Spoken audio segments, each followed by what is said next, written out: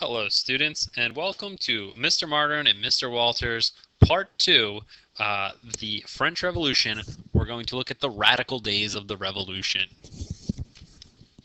Alrighty, guys, in your yellow packets, look at Part 3, The Reign of Terror, 1793 to 1794. Mr. Walters is going to start with a little background before we get to question number 1. So you can see from our icons here, we have people being beheaded, we have Robespierre right in the middle, and then on the right, we have actual beheaded heads of people that must have been enemies of the state. So let's get to how the monarchy gets abolished. And this is a little bit before we get to actually number 1. So as a little background, by August 10th of 1792, there was an outbreak of violence. A crowd of Parisians stormed the Tuileries and slaughtered the king's guards. That's where the king had lived. And the royal family then flees this place to go to the Legislative Assembly. The September massacres happen, and this is when citizens, regular normal citizens, will attack the prisons that held nobles and priests of the first and second estate, and they'll just slaughter them right on the spot. Oh man, sounds fun. Alright, question number 1. What was the name of the government that replaced the French monarchy? Well, this is known as the National Convention. Alright, the radicals take control of the National Assembly.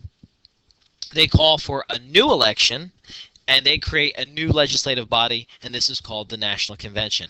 They extend the right to vote, which is called suffrage, to all male citizens. Remember, we said that previously you had to own property. Well, now they're going to extend it to all male citizens. And then, so this first act of the new National Convention is what to do with the king and the queen. Remember from the last video, they're now looked upon as traitors. Well, they put Louis on trial, and it's very quick and one-sided, and they decide he is in fact a traitor, and they condemn him to death, and they execute him. A couple months later, they say Queen Marie Antoinette had bankrupted the country. She should also be put on trial. She is found guilty, and she is also executed. And that is the end of the King and Queen of France.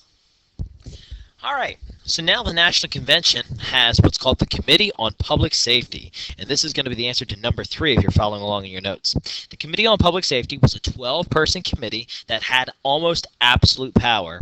They were led by a man by the name of Maximilien Robespierre, and he was the leader of the Committee on Public Safety, and his nickname among his allies was called the Incorruptible. However, his enemies thought of him as a tyrant because he exercised absolute power, and he will put to death, which is why they call it the Reign of Terror, he will put to death anyone who he feels is a threat to the French Revolution. As a matter of fact, people would sometimes go out into the streets of Paris and say, do you like the revolution? And if you said no, you would be condemned as a traitor and be killed and executed right away. But if you said yes and you weren't enthusiastic enough with how you said yes, you could also be killed and put to death for that. There's a common phrase in our lexicon that says, heads are going to roll. Well, that goes back to the French Revolution, from the time where many members that were a threat to the revolution were executed by the guillotine. And when their heads came off, their heads rolled. All right, so more on the National Convention and the Reign of Terror.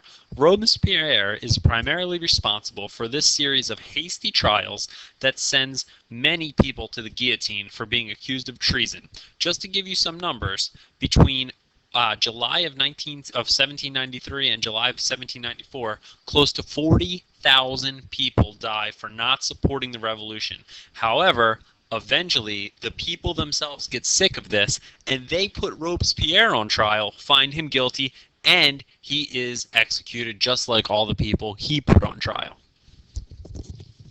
All right, and here's a little side note on the guillotine, and that was invented by Dr. Joseph Guillotine, and this was considered actually to be a very humane way of executing a person because of the blade being on a 45-degree angle. When it enters your neck, it cuts the nerves and kind of gives you a quick and painless death. So they tell us.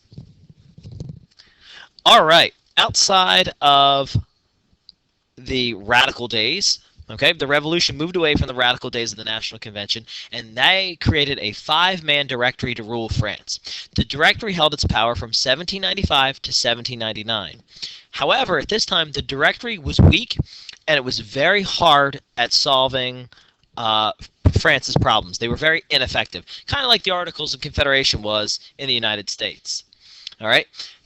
Because of this weakness in the directory, a young general by the name of Napoleon Bonaparte begins to gain power as a member of the directory, and he will eventually overthrow that directory in a coup d'etat and become France's sole leader. And we will talk about the rise of Napoleon in class when we finish up the French Revolution, Part 5, Napoleon, hero or villain. If you feel like we've gone too far, at any time you can replay this video to get the correct notes. Otherwise, have a good evening and we'll see you in class.